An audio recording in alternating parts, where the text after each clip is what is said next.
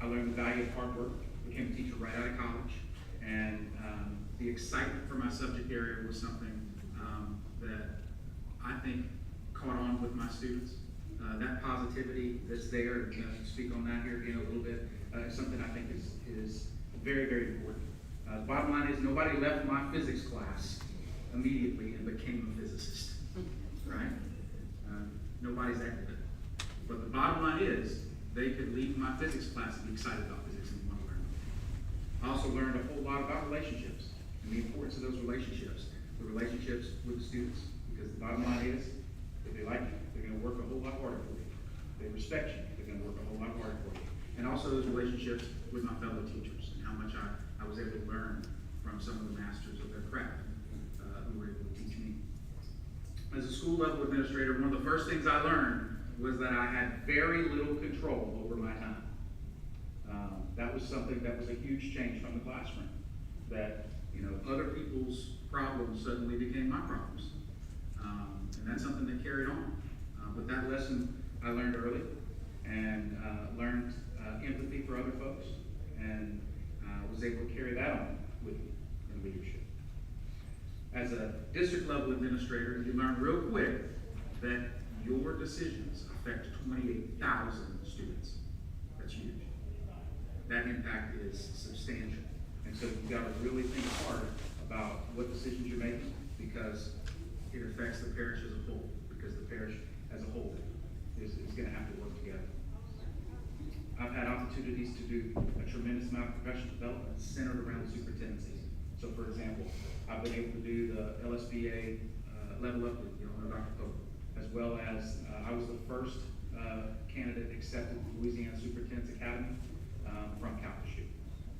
I really have valued my experience with those folks to be able to network with other people around the parish, other leaders, and build the skills necessary, leadership skills necessary to be superintendent. Got a lot of change coming, and whoever sits in that chair next is going to have to navigate a lot of that coming change. We've got a brand new accountability system. The simulated system is going to be in effect this year, but full implementation next year. It's big changes that are coming, especially for the high school side, but really K-12 is looking at big changes. We've got a new evaluation system. We've got 14 schools that are currently using the rubric that we're moving to, but the rest of our schools are going to have to make that shift, which means we've got leaders and we've got teachers who have to be aware of those changes and roll with the new rubric to make their kids better. I'm excited about this because of the emphasis that's placed on coaching. And what ends up happening is when we look at the teacher workforce today, it is changing, right? And the amount of coaching that we as administrators have to do, because if we have alternative certification folks who don't have maybe the pedagogy that they would have had from the East or something like that, we've got to provide that for them. And so we're able to help provide that coaching with the new evaluation system. Funding changes are eventually coming. ESAs were passed, and there's not funding out of the MFP yet. But the bottom line is we've got to be more competitive. We're competing for students today. We're going to be competing for students even harder in the future. And so we've got to make sure that we're offering things that are valuable to parents and valuable to students, so that when they leave Calcasieu Parish School Board with a diploma, they've got something that is meaningful and that they wanted to be here because of the opportunities that we had on. We got to elevate academics. Our district performance scores is not bad considering our size. So we're the 6th largest district, right? Out of those 6, there's only one that beats us, and that's Lafayette. And right now Lafayette has us beat by 1.2 points, right? But the bottom line is we can get better. And the way we get better is every single day in the classroom. We focus on proficiency, which is bringing those students up to grade level, right? It's in the classroom because the teacher makes a difference. And we can help those teachers because the leaders help grow the teachers. So focusing on proficiency and focusing on the basics within the classroom are going to raise that level across the district. But the bottom line is we still have some schools that are continuing to struggle. And we've had a lot of schools move up this past year. We had 16 schools move up in terms of letter grade, and 2 go down. That's big growth. But we still have some schools that need some additional help. Right now, we've got 3 schools that are rated as an F, 4 that are rated as a D. We need to help those students. We need to help those schools. We can do that. So the state this year is giving us some additional money for high dosage tutoring. What that means is we can get tutors into the schools during the day. So we're not having to pull kids after school. We're not having to bring them in before school. We can get them tutoring from an expert during the day so that we've got some additional help, not only for those kids, but also for those teachers, right? Also, increased tier support from the district in terms of providing additional support to those leaders, providing additional support for those teachers, because the bottom line is everybody on those campuses wants those students to succeed. We've got to help provide the tools. We got to cultivate employee relationships. The only ways we do that is money. We've got 3 tax renewals on the ballot. Y'all talked about them tonight in the first board meeting, right? Those renewals are up in December. We're talking about roughly $16,000 per teacher per year is what those 3 represent. That's significant. Significant. And so I think one of the first pieces of importance that has to be done by that superintendent, whoever sits in that chair, has got to be, we've got to focus on that to make sure those 3 get passed. And then once they're passed, we can start focusing on providing sustained raises for our teachers. That's expensive, right? We're talking about $5 million per year per $1,000, right? So that's substantial, but at the same time, once those 3 taxes are passed, that's a 10-year tax. Things that we got to build capacity within our schools with our students. We're going to do that with our teachers. We're going to do that with our leaders, both current leaders and prospective leaders. We've got an alternative certification program right now with McNeese that's just started this year, going pretty well. We need to continue that, and we need to expand that, because the bottom line is we've got to put certified, ready-to-go teachers in front of students in order to move them, because that's what moves the student, right, as a teacher. We've also got to put leaders in front of, or with those schools to help grow those teachers. We also, like I said, look forward to the prospective leaders that are coming and provide them some opportunities for growth so that when it comes time, they can step up. I've got to listen as a superintendent if I'm chosen. And I can't do that sitting in a chair at 3310 Rock. So I'm probably going to end up spending a good bit of time in schools. That's what I like to do anyway. That's kind of where I feel at home. To be able to listen to folks, to be able to engage with folks, to be able to assist where they can, where I can help, is very, very important to me. Along those lines, communication becomes absolutely crucial, and so we've got to communicate effectively. When I was a principal, one of the ways we were able to directly interact with the superintendent on a monthly basis was with CAP meetings, Cafeteria Association of Principal meetings. We hadn't had those in a couple of years now. Reestablishing those and reestablishing that open relationship, I think, is very, very important. Additionally, we've never had teacher or student or parent focus groups. How important would that be to have those folks meet directly with the superintendent in order to get their view on how we can better service their kids in the school? I think that's absolutely crucial. Now, part of a focus group is it's focus group, so not everybody can be on it. So having employee and stakeholder surveys that go out is also very, very important, so that we can hear from the masses in order to know exactly what we can do to help folks and make the CPSB a better location to send your kids so that we can help serve. I think we've got to continue the partnerships that we already have with McNeese and Suella and expand those. We are very fortunate within our town to have a 4-year university and a 2-year community college right here, right? We've already started to take advantage of those, and I think expanding those opportunities is absolutely key to making sure that we can communicate not only within our stakeholders here, but then across the parish.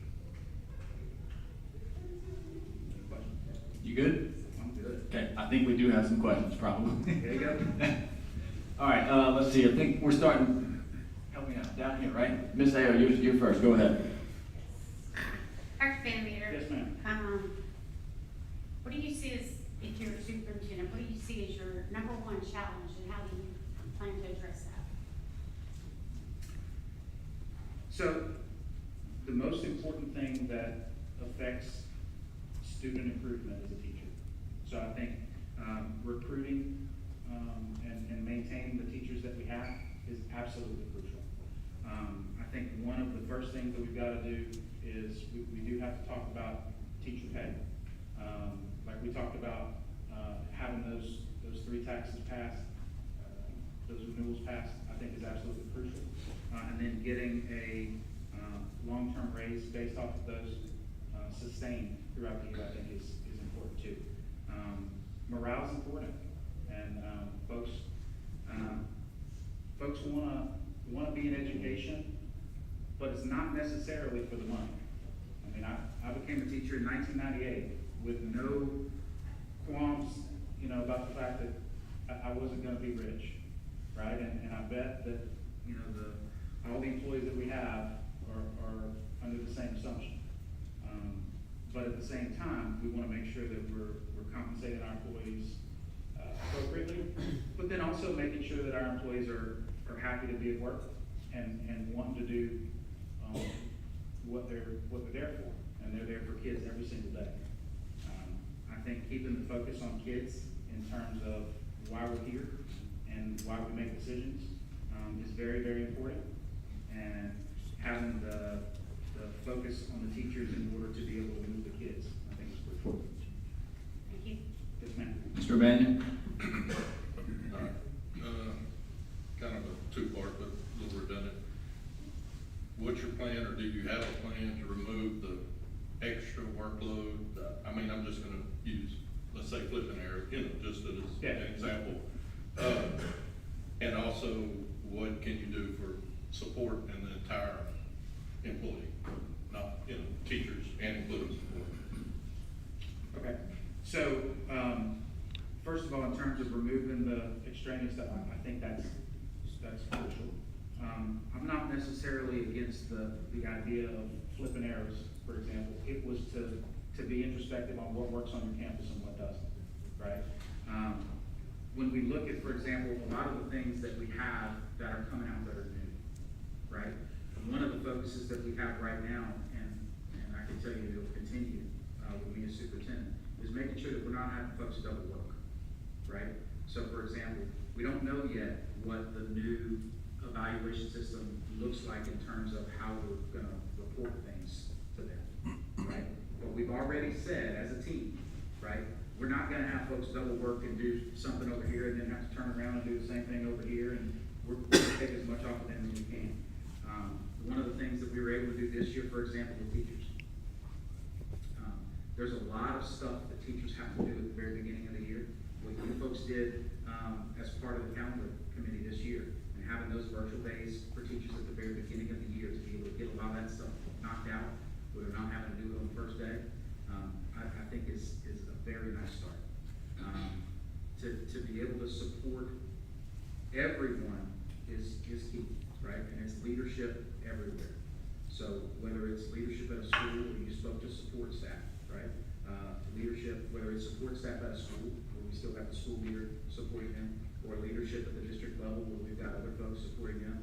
I think having those leaders understand we want to take as much off the folks as we can is absolutely crucial. And then the bottom line is having those leaders with good leadership skills, being positive, being calm, being an example of what they do. I think is absolutely crucial, so that folks wanna work for a leader. The bottom line is there's an old adage that says folks don't quit jobs, they quit leaders, and I firmly believe that. Ms. McGrills? Mr. Van Meter, if you're selected for superintendent and you did an excellent job in your current role, why would you leave that current role for this new position if you were superintendent? Yes, ma'am. I can tell you that every job I've had with CPSB, you go back and look at, I never left that job because I hated it, right? And ideally, I would hope I was doing a good job when I was there. And you'd have to talk to the folks who work with me, but they let you know than me. But I worked very hard and did the best I could there. but I love where I was every place I've ever been. Right now is no exception, right? I love being chief academic officer, right? I'm also one that loves a challenge and loves to lead. And it would be an honor to be able to be chosen to be superintendent, to be the CEO, the top leader within the parish. I think I've got a lot that I bring to the table. And, so it's not necessarily that, I'd be leaving the job I'm at, it's that I would have a bigger influence where I would be going. No different than when I was a teacher, and I love being a teacher, but at the same time as an assistant principal, I had a bigger influence, right? And the same thing when I left the assistant principalship to be a principal, I had a bigger influence.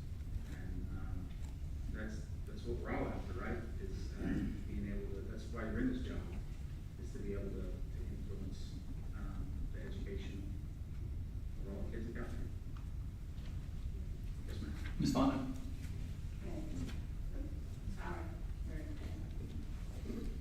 Karen Cousin. Okay. We have policies in this parish that are inconsistently reinforced throughout the schools. We have a new policy on the cell phone. It's a law now. How are you going to assure that these schools are following this policy? And if not, how are you going to handle it? Yeah, so it is a new law, right? One of the things we're gonna be doing on the next CNI meeting is, we've actually got to bring it to y'all, so that we can adjust code of conduct, right? So that's gonna be done at the next CNI meeting. It'll be brought to y'all at the next full board meeting, in order to officially adopt it into policy so that we can be in compliance with the law. But the bottom line is we do all have to be doing the same thing. Right now, we do have some flexibility in how folks use their cell phones. With the new law, they won't have that. And I think when you talk to the teachers, they're gonna be okay with that too. Yeah. Those cell phones are a distraction. And even as a parent, I've got a senior, gonna be a senior, in high school. He's glued to that cell phone too. And so, I think what we're gonna see is it's gonna take a little bit of a breaking in period, right? But we've also got schools who have made that switch on their own, right? And they've had really good responses, both from the community and from the teachers and just the administrators themselves, right? So, although it will be a little bit of a change for some schools, I don't think it's gonna be as painful as we anticipate, because the bottom line is everybody understands they're a distraction, right? Now that we have one-to-one laptops in the hands of every kid, it's not like it used to be where you had to have your own device that you brought. Thank you very much. Yes, ma'am. Ms. Rowe? Kind of a two-part kind of deal. Some of the first part's gonna be kind of negative, the second part's gonna be about positive and opportunity. So the negative part, it kind of ties into what Ms. Fondo had brought up. My normal questions I'm not gonna ask, because they're gonna get asked down the line, but, about issues we have as far as we're retaining teachers and a lot of that. A lot of that, in my opinion, has to deal with lack of support and inconsistency with policies not being done, which lead to discipline issues. So I kind of want to hear your philosophies on that. Then the optimistic side of that is that I'm a firm believer that we absolutely do not need charter schools in our area for the amount of services and the things that we provide. I think when we travel everywhere else, you talk to people in other parishes and say, man, y'all from Gauchi, y'all have got y'all stuff together. We would love to be like y'all. So everybody else knows it. How would you do a better job of getting our community to kind of understand that? Because when I hear of a child leaving to go to one of the other schools, it upsets me. Come put it that way. And that's just competitive, and I think all 15 of us believe the same thing. So that's kind of a positive and negative. So I'll let you go whichever one you kind of go first. So the first thing is we do have to be consistent with how we employ all of our policies, right? Not just discipline, but all of our policies. We've got to be consistent, right? So when we as a district hear about things that aren't consistent, we have to deal with it. So a lot of times it can start like everything, right, with a conversation. And to make sure that everybody's on the same page of why we got what we got on the books. The cell phone becomes pretty easy when it's a state law, right? There's not a whole lot of arguing there. But we gotta make sure that it's the actual implementation of that that's consistent. One of the ways we can do that too is to, again, not be at 3310 Broad Street, right? Not be at 600 Shattuck Street, to be moving around and be in schools. And I'm a firm believer that, you know, when I can go out and visit and the other folks, from C&I and every place can be in a school, right? That we can see how those policies are being enforced when they're out there. The bottom line is, and you spoke to it, with competition the way it is and the way it's gonna be, the best thing I can say is bring it. Because we have all kinds of opportunities here. And I know the folks that work in Calcasieu, and when, you know, we're told, hey, look, we've gotta be more competitive and offer more things, I know we're gonna do it, right? And right now, we offer more things than anybody can, whether it's charter, whether it's private, whether it's, you know, certainly homeschool, right? Whatever you wanna do, you can do in Calcasieu. What do you wanna do? You wanna be a welder? We got you, right? You wanna learn to fly drones or programs? We got you, right? You wanna go to medical school and get basically CNA training right here with us? We got you. AP, DE, we got it all, right? But you're right, we do have to tell everybody that. And we've gotta make sure that we're communicating that to everybody, right? And, one of the ways we do that too is continue to use our absolutely outstanding, PIO and her staff to make sure that we're pushing that stuff out. We've got a really good footprint on social media. Those folks that know me know I'm not necessarily a social media person. Haven't been since I got out of the administration side. But sometimes you gotta, you know, go beyond your comfort zone, and I'm good at that too. To make sure that we're publicizing all the good stuff that happens at CPSB. Because there is so much good. Mr. Natal. I just wanted your thoughts, and there's not a right or wrong answer to this, just your. Good, I like those. Good, just your opinion. So, before, I'm gonna go to superintendent back, before, Mr. Brookhouse, was a superintendent, I don't think there was a chief, academic officer, because of his, position not being the educator that you guys are. That position was created and filled, and then, am I wrong? You're wrong. Okay, well, that's all I'm asking. Mr. Miller was there, Mr. Miller was there for a long time. Okay, well, that He was awesome. Where I'm going with this is, because of your educational background, do you still see the need for us to have that position if you were superintendent? Or those dollars be used elsewhere? That's my question. I did. It was here before Mr. Brookhouse. Okay. Right? The bottom line is, we've got an opportunity with a CAO also in my current position to solely focus on academics. With the superintendent, there's a lot that's under that umbrella, right? You've got basically the academic piece, you've got, still communicating with the CFO, and the COO about other, items that go on within the school day to make things run. Because the bottom line is academics are awesome, but if there's no money to pay the teachers and the CFO, that's an issue. If there's no COO to make sure that we're hiring good folks, to put in there, as well as the air conditions, are rolling right, that's an issue too. So academics is definitely, a piece, right? But with the superintendent, the way I view it, they have to be well versed at everything and be able to speak to all of those, where a CAO can focus solely on academics. But it was around prior to. I get the question, everybody does the impression that, central office is I stay pretty busy, just as the CAO. Yes, sir, roger that. I hear you, but I have heard that before too, and so I wanted to make sure I dispel that. Yes, sir. Mr. Wallace. All right, good evening, Dr. Van Metre. How are you? I'm good. choice. It has a communicate effectively. Yes, sir. And this is a two-part question, somewhat.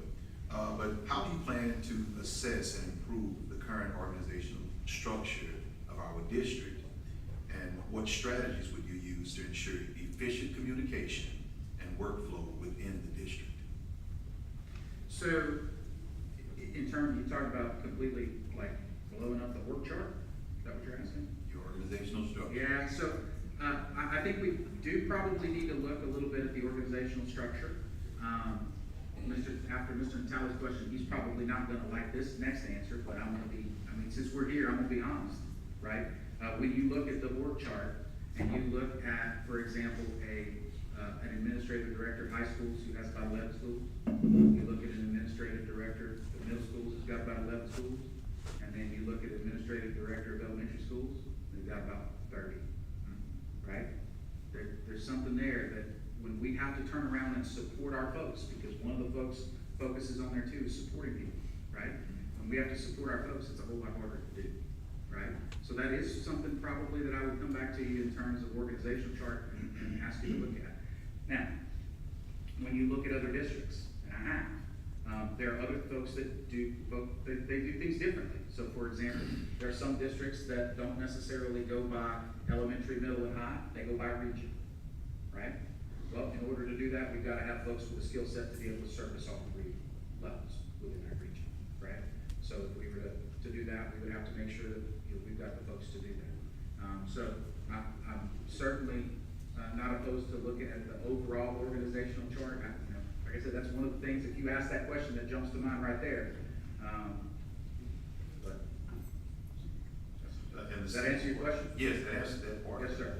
What strategies would you use to ensure efficient communication and workflow within the district? Yes, sir. So the workflow within the district, I think, is very important for folks to be able to communicate. One of the things I've talked about was communicating within, for example, the principal being able to meet with the superintendent at a CAP meeting. In addition to that, being able to send out just a weekly email, and for those of you who have received an email from me, you know I'm not very long-winded in an email. And my big thing is I want to bullet point things, and I want to highlight things where folks who are out there in the district busy are able to read through pretty quickly. So I tend to, when I communicate out to folks, that's how I do it. I would expect that it's going to be something similar, chosen as superintendent, that goes out to my folks out in the schools and to you as well. That when you pretty much read an email from Van Metre, it's bullet pointed and it's highlighted the words that are need to jump out at you, so that if you've got something going on your campus and you need to read the email quickly, you can do so, because I want that communication to be very clear. All right, Mr. Castillo. Dr. Van Metre, regarding a SWOT analysis of the parish, strengths, weaknesses, opportunities, threats, can you just go over the what you feel are the strengths and the weaknesses of our parish? I think we do provide a lot of opportunities for kids, and we spoke to that a little bit earlier, right? We're a big parish. There are pros and cons to that, right? The pro is that we've got a lot of opportunities for kids. Anything you want to do, you can do. The con is that we need to make sure that every kid's getting what they need. Right now, we do have schools, like I said, that are not performing academically where we would want them to be. And what that means is that kids aren't performing where they need to be. And so we got to help with that. And so that's one of the things that we've got to make sure we're doing, is keeping the focus on the kids within our parish. And I think when we make decisions based on kids, awful part to go with. Mr. Roberts. Thank you. Good evening, Dr. Van Metre.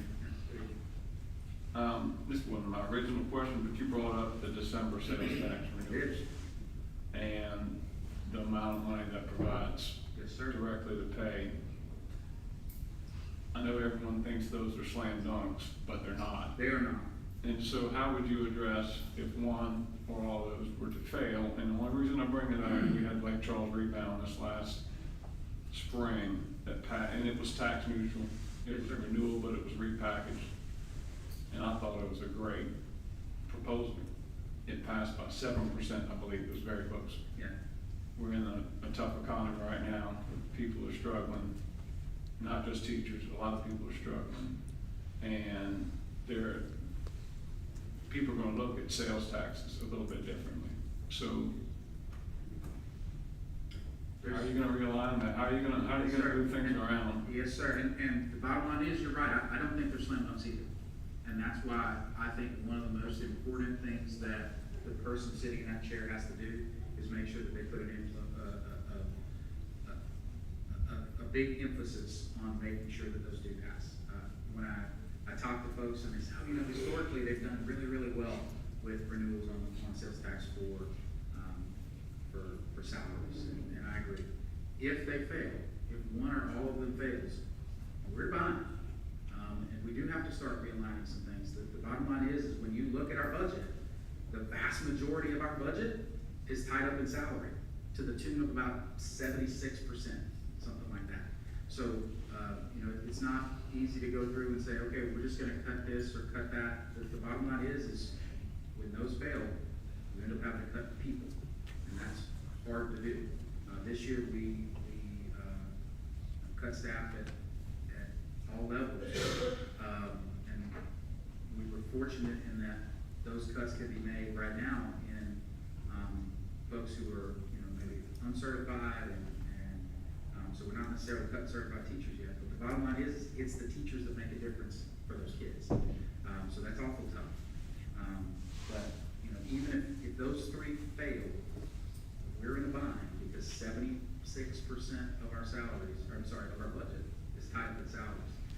We can start slicing the other stuff, but eventually it comes down to people. Dr. Washington? Good evening, Dr. Van Meter. Dr. Van Meter, one of the duties of a superintendent is to direct and assign teachers and administrators in schools under his or her jurisdiction. That includes organizing, reorganizing, reassigning, and rearranging administrative and instructional staff. In some of our schools, we have more than 50% of the students are Black, but there are 0% teachers, 0% administrators in that school. We have other schools with statistics just as alarming. If you are selected as superintendent, how do you plan to ensure that diversity is represented at all levels in all schools, starting with central office? Yes, ma'am. So when you look at, for example, at a school, right? One of the things that we need to look at is the effectiveness of that teacher as well. And diversity and race are important, but what we want is we want to provide a quality education for that student. If we have a teacher in front of that student who is African American and is providing a quality education, what I don't want to do is remove that teacher and, you know, move them someplace else because they are a certain race. At the same time, incentivizing and making sure that every school and every location has quality teachers is absolutely paramount. Raising the bar across the board in terms of instruction, I think, is key. Hiring folks for every position, regardless of where it is, whether it's central office, whether it's at a school level leadership, whether it is within a teacher position, to make sure that we've got folks who are not only ready to lead, but look like other students in that school, I think is also very important. So one of the things we have to do too is make sure that all of our teachers, I spoke about prospective leaders, for example, right? making sure that we've got the next generation of leaders who are diverse and ready to lead, to be able to take spots, for example, at the school, at central office, to make sure that we've got everybody represented. I think that's very, very important. To snap your fingers and start moving folks around is one thing. To grow the workforce for all of Calcasieu, I think is absolutely crucial.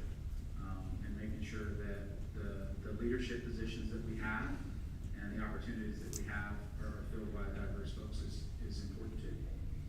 We gotta have the best folks doing the hardest work every single day. And that goes for teachers, that goes for administrators and central office as well. Mr. Hardesty. Dr. Van Meter, Yes, sir. I think that we have several great candidates for this position. How can you convince us that you are the candidate for this job? Well, the bottom line is I have done it at every level. So I'm a CPSB guy, literally from the time I left. Let me rephrase that. I left McNeese. I taught for 2 years. I went back to work for. I still liked it, but the person that I worked for in college wanted me back, so I went back to work for him. I did that for 2 years, and it wasn't the same. I liked the job. I made more money, but it wasn't what I was supposed to do. And I came back after those 2 years, and I've been at CPSB the entire time. And the bottom line is I've done it all in terms of CPSB, and I know the district, up, down, backwards, and forwards. I've taught on the east side. I've been an administrator on the west side. This is my home, and the best thing I can tell you to do is talk to the folks that I've worked with, and talk to the kids that I've taught, and they're going to talk, hopefully, the vast majority of them anyway, about somebody who works hard, about somebody who treats people right, and about somebody who is going to try and lead by example and not by, pointing and running. The bottom line is you're right. There are a lot of folks who've sat in these chairs over the past 2 days who are awesome. I think I'm the candidate you should choose because I've got the experience within Calcasieu at all levels, all the way up to the current chair I'm sitting in, which is CAO. Used to be called assistant sup, right? And with the leadership experience that I've gained in terms of preparing myself to be the superintendent, doing the things like the level up. The Louisiana Superintendent's Academy is a sure enough. It'll make you check yourself because they run you through the ringer, but then put you in contact with folks who are so good at what they do all over the state in order to be able to form those bonds where if you have a question, you can call, right? Because the bottom line is 28,000 kids depend on the decisions that you make. I'm not one that tends to be rash, and I tend to think about what I'm going to say and what I'm going to do, and I think you almost have to be when you've got 28,000 kids whose educational lives depend on the decisions that you make. There's a lot of good candidates, all of them, but I think I'm the choice. Thank you. Mr. Baumgarten. Good evening, Dr. Van Meter. This is a question about the new evaluation process and the teacher morale. You talked about it a little earlier. If we can't change the process, which we know we can't now, how will you ensure the teachers understand it and are comfortable with it so they don't have an even worse morale after they start getting some of these scores that they're gonna get? Yeah. So first of all, the scale changes, right? So the scale changes a little bit from what it was. we've got to, right now, what we're doing is we're having all the administrators go through their training to be trained on both the teacher rubric as well as the leader rubric. One of the words that I've kind of used in discussing this with the administrators is grace, especially for this first year. Yeah? Because the bottom line is, I do think this evaluation system in the long run is really going to benefit our kids because of the intense focus that it has on coaching. One of the other things that it does is for those teachers who are rock stars, it takes some of the weight off of them. Because what ends up happening is, for those rock star teachers, right, who have been teaching for a long time and they're getting it. And we have them out there. We've got a bunch of them. What ends up happening is, instead of having 2 observations a year, they go down to 1. Because if they score high enough on the first observation, they don't get a second one. What they get instead is some continual coaching visits throughout the year. And then what ends up happening is, our administrators, whose time is stressed anyway, can spend more time with those folks who need it, with those 0 to 3 year teachers who need that additional help and that additional coaching. One of the other things that we've done is the bottom line is, with a district this size, right, we can't bring everybody into the room in here, all of our teachers in here and train them all at once. So a lot of that stuff has to be done at the school. What we're able to do too is utilize some of the time that y'all have set aside with the virtual days in order to help with that too. So one of the things that C&I is doing right now is creating very, very short videos. We kind of decided we're looking at about 3 minutes per indicator, right? Where a teacher, if they are struggling with planning, can go to that 3-minute video on planning and they get a little overview on it, right? Each of the departments is taking a series of videos, as well as the teaching and learning department taking some videos, so that we can have all these made for the teachers to be able to roll out, so they can have those to reference, so that they're not thrown into the deep end. As a matter of fact, I cut kind of the intro video that gave the overall, hey, here's how the evaluation system is changing, and please don't be scared, right? Video. So hopefully they're not scared, because I don't think this is going to be, certainly not the end of the world, right? And I do think that this is going to be eventually better for our kids. Now, I'm going to tell you the same thing that I told the NIET people, the folks who wrote the rubric. I don't think they're too happy with this comment, but a rubric doesn't make a better teacher, right? It doesn't. What makes a better teacher is support. And so the thing I like about this isn't that the rubric is better, because it's not, right? The emphasis on support is better. And I do think that is what makes a difference in a school, is an administrator who's supporting a teacher, and that teacher being able to move kids. Yes, sir. Mr. Bishop? Yes, sir. How are you doing tonight? Good.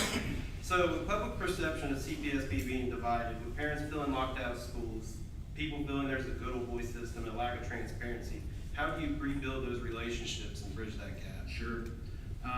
Some of the things we talked about at the very beginning, I think, would be key, right?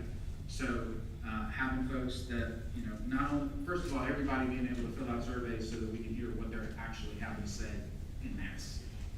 How powerful is that, right? Having focus groups of all of those things, having focus groups of teachers come in, having focus groups of parents come in, having focus groups of kids come in, right? And like I said, not everybody can be on the focus group, but to at least be able to hear from folks from all over the parish, right, about what is going well and what can we do to improve, right? Because a lot of times what ends up happening is when you talk to folks and they say, oh, this is happening. Well, when you explain what's actually going on, I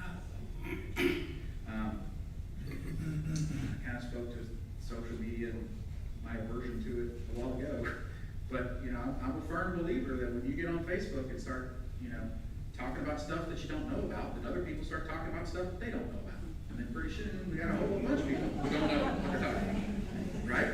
So the best thing we can do is communicate and bring those folks in and say, whoa, hang on. I know you're sitting on this focus group now, of course. I know this is what you let's talk about what's actually going on. But I hear this concern that you have, this is something that we can't fix, right? Bottom line is you can't make people less confused with less information, right? Especially when, you're the folks who hold that information. So I think communicating with those folks, and listening to them is absolutely key. Once they start hearing the actual story. Ms. Gannon? Yes, good afternoon, Dr. Van Meter.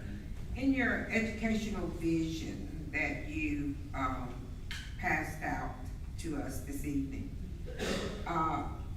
navigating the common changes that we're gonna see, you stated in it, and you also verbally stated that 14 schools in Kalamazoo are currently using the proposed 25-26 rubric. Yes, ma'am. What is your take on the success or the negativity based on feedback from the 14 schools that are already implementing the new rubric? Sure, so let me tell you what we did this game. The district reached out to us, and asked us to pilot the new rubric, right? We chose schools out of the 14 schools that were already doing it, to be able to give us some feedback. And so we went to training with those folks, and when I say they're already using the rubric, the NIET rubric has been around for a while. The state bought it and adopted it and changed a couple words, but those 14 schools have been using this rubric for several years now. The big problem I see with the difference between the 14 schools that are using it and the others that aren't, those 14 schools are able to give great feedback to their teachers through this rubric, but they've got a lot of help on campus to do that, right? So they've got master teachers and mentor teachers that can help them to help provide the teaching. We've got to help provide that additional support to those non-NIET schools, those others, so that we can help provide the same amount of support to schools that maybe don't have as many folks that can help do observations. The folks who are currently using it, when you talk to, or when you look at some of those schools that have moved in the past year, it's those schools that are using that rubric. Some of those schools that we took on the pilot that are using it, that have really moved in the past year. So you look at Nolo Middle, right, that moved roughly 10 point, like 9 point something this year, right? They're using that rubric and they're killing it, right? How long have we been using this rubric? This rubric's been used for, NIT's been used for several years now. In terms of the exact number of years, I'd be lying to you, Ms. Gay, I can get back to you on that. Okay. But it's been in use for a couple of years, and it did take some growing pains even for them, but they were thrown in the deep end, and one of the things that we did was we reached out to those folks and said, tell us what you could have changed on implementation, in terms of making this work better, because we gotta roll it out to a whole lot more people now. And, we listened to them. So possibly if the state hadn't adopted this would have been something that Calcasieu would have implemented Possibly. in more than the 14 schools. Yes, ma'am. Possibly. There are some districts that are already on this and are full NIET districts.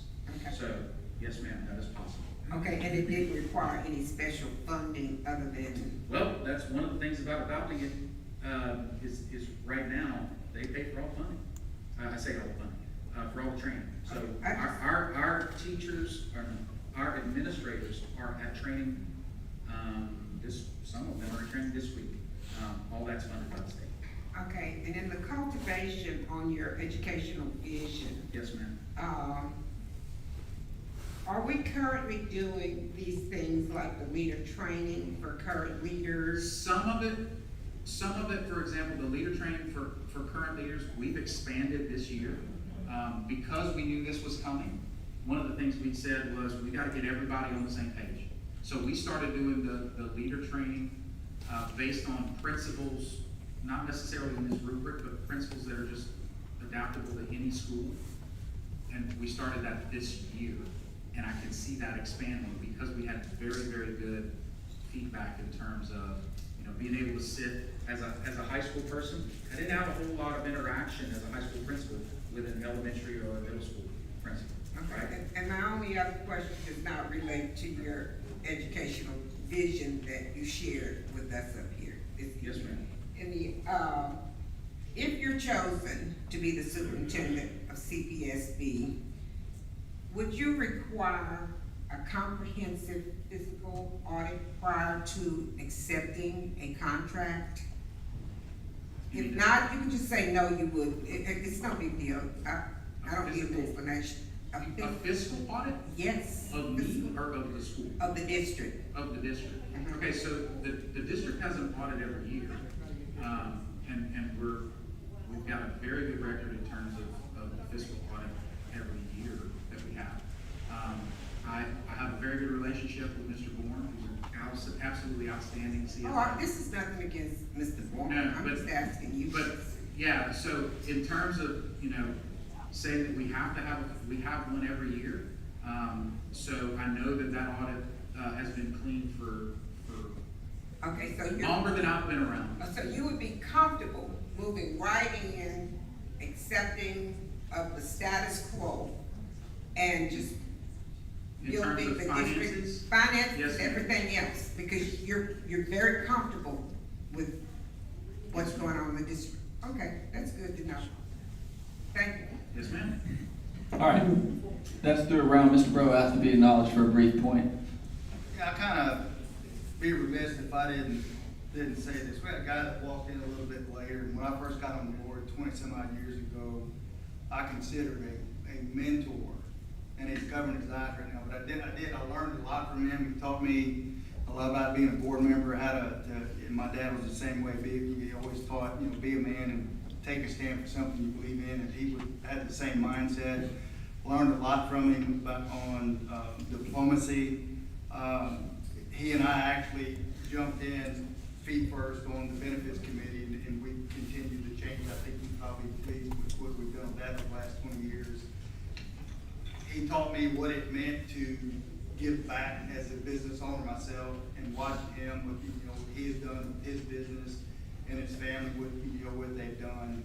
And not only as a former, not currently businessman, but a former board member and now serving at the state level. So I personally want to recognize Mr. Philip Tarver here tonight. Thank you for everything you've done.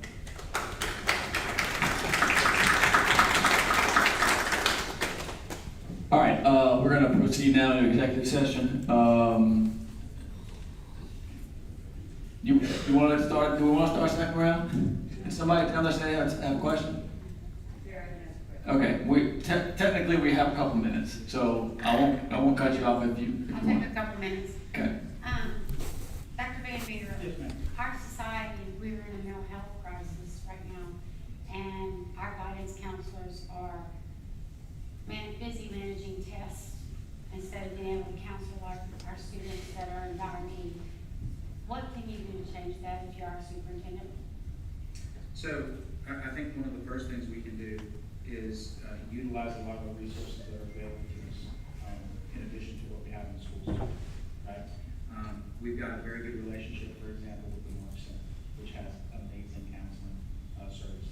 And so being able to make sure that everybody understands that and when needed, refer those students to the Metre Center. We're actually going to bring to you again, that's the academic meeting that's in July, in order to comply with one of the new state laws that has to do with counseling for just what you're speaking about, and being able to utilize the Metre Center there more. But you're right, our counselors are, there's a lot on their plate in terms of testing and just basically non-counseling stuff. It's been like that for a while, but it seems like it's worse now. There's a lot of schools out there that are rearranging some things within even their own structure to help alleviate that. So looking at those folks and making sure that they're communicating with everybody to let them know that, hey, this is what I've done, and it's helped a lot. To make sure that we're not given tests that basically aren't required. Because sometimes we tend to put stuff on ourselves that is, it's nice, but it's not necessarily required. There's some times of the year though, that just the required stuff gets a little furry, right? You talk to a counselor in the spring, and they're probably pretty frazzled, with all that they have to do. I know when I was a high school principal, I had to lean hard on my counselor, but then also I had to help out too, right? So there was many times that, you caught me being a proctor on different exams, because the bottom line is, she had stuff that she had to do to actually be a counselor instead of a test administrator. And so sometimes we as administrators have to step up and do that too. It's not always just an easy fix of putting an extra person on the campus, because the bottom line is we've got a lot of schools, and when you start talking about 57 schools, something like that, just the regular schools, to put an extra person on every campus just to do testing would be a little much. But we can do things within campuses to either restructure or to help those folks. And like I said, sometimes it's other folks on campus, like administrators, who are having to sit in and do that. I did a bunch. I bet folks don't necessarily think they have time, but the bottom line is you help the folks who help you, and those counselors sure help us a whole lot. All of them. We got some amazing counselors within our parish. All right, that's it. Got to cut it off. We got to get into executive session. Dr. Van Meter, if you'll join us in the back audience.